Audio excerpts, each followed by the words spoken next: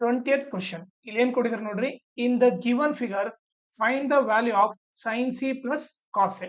Okay, so ಇವರಿಬ್ಬರು value ಕಂಡಿಡಿದು add ಮಾಡ್ಬೇಕು. ಓಕೆ, ಸೊ ಅದಕ್ಕೇನು ನಮಗೆ ಈ ವ್ಯಾಲ್ಯೂ ಗೊತ್ತು, ಈ ವ್ಯಾಲ್ಯೂ ಗೊತ್ತು, ಎ ಸಿ ವ್ಯಾಲ್ಯೂ ಗೊತ್ತಿಲ್ಲ, ಅದನ್ನ ಕಂಡಿಡಿಯೋಣ.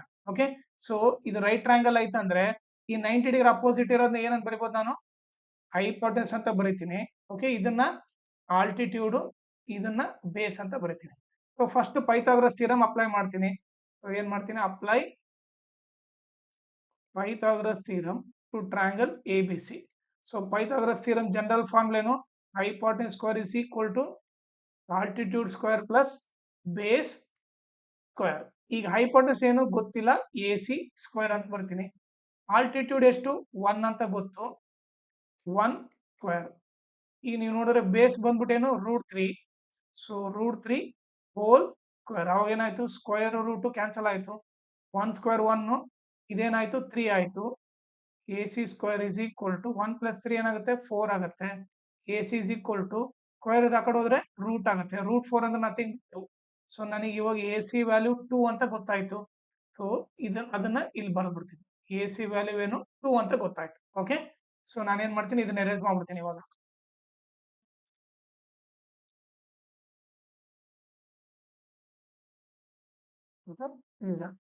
ಈಗ ನಾನೇನ್ ಮಾಡ್ತೀನಿ? ಇದನ್ನ ಕೂಡ ಎರೇಸ್ ಮಾಡ್ಬಿಡ್ತೀನಿ. ಈಗ 3 ವ್ಯಾಲ್ಯೂ ಗೊತ್ತು ನನಗೆ. ಫಸ್ಟ್ ಸೈನ್ ಸಿ ಕಂಡಿಡ್ತೀನಿ. ಓಕೆ, ಈಗ ನೀವು ನೋಡಿದ್ರೆ ಸೈನ್ ಸಿ ಅಂತಂದ್ರೆ ಆಂಗಲ್ ಅಲ್ಲಿ ಸಿ ಹತ್ರ ಇದೆ. ಸೊ ನಾನು ಆಂಗಲ್ ಸಿ ಹತ್ರ ತಗೊಂಡ್ರೆ ಏನಾಗುತ್ತೆ ನೋಡ್ರಿ, 90 ಡಿಗ್ರಿ ಅಪೋಸಿಟ್ ಇರೋದು ಹೈಪೋಟೆನ್ಸ್. ಓಕೆ, ಅದು ಫಿಕ್ಸ್. ಈ ಆಂಗಲ್ ಏನಿದೆ ಅಲ್ಲ, ಈ ಆಂಗಲ್ ಅಪೋಸಿಟ್ ಇರೋದು ಏನಾಗುತ್ತೆ ಅಂದ್ರೆ ಅವಾಗ ಇದು ಅಪೋಸಿಟ್ ಆಗುತ್ತೆ. ಇನ್ನು ಉಳಿದಿದ್ದು ಆಟೋಮೆಟಿಕ್ ಅಡ್ಜಸೆಂಟ್. ಓಕೆ, ಸೊ ಈಗ ನಾನೇನ್ ಮಾಡ್ತೀನಿ? ಈಗ ಇದ್ರ ವ್ಯಾಲ್ಯೂ ಗೊತ್ತಾಯ್ತು, ಸೈನ್ ಸಿ. ಸೈನ್ ಫಾರ್ಮ್ ಏನು? Opposite by hypotenuse. ಅಪೋಸಿಟ್ ಇಂದ 1 ಇದೆ, ಹೈಪೋಟೆನಸ್ ಏನಿದೆ? 2 ಇದೆ. ಸೊ ಸೈನ್ ಸಿ ವ್ಯಾಲ್ಯೂ 1/2 ಆಯ್ತು. ಈಗ ಕಾಸ್ ಎ ಕಂಡಿಡ್ಬೇಕು. ಓಕೆ, ಕಾಸ್ ಎ ಅಂತಂದ್ರೆ ಈಗ ಆಂಗಲ್ ಚೇಂಜ್ ಆಗಿದೆ ನೋಡ್ರಿ. ಆಂಗಲ್ ಎಲ್ಲಿದೆ? ಎ ಹತ್ರ ಇದೆ.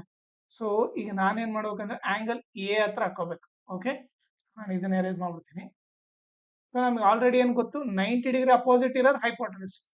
ಈಗ ಇದು ಆಂಗಲ್ ಇದೆ ಅಲ್ಲ, ಇದರ ಅಪೋಸಿಟ್ ಯಾವಾಗಲೂ ಅಪೋಸಿಟ್. ಸೊ ಏನಾಗುತ್ತೆ ಅವಾಗ? ಇದು ಅಪೋಸಿಟ್ ಆಗುತ್ತೆ, ಇದು ಅಡ್ಜಸೆಂಟ್ ಆಗುತ್ತೆ. Okay, so cos A, cos form ಏನು?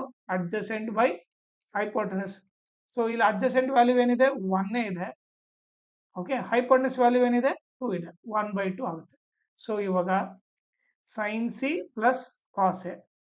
Sign C value 1/2, cos A value 1/2. ಅರ್ಧ ಪ್ಲಸ್ ಅರ್ಧ ಏನಾಗುತ್ತೆ? 1 ಆಗುತ್ತೆ. ಸೊ ಆನ್ಸರ್ ಬಂದ್ಬಿಟ್ಟು 1.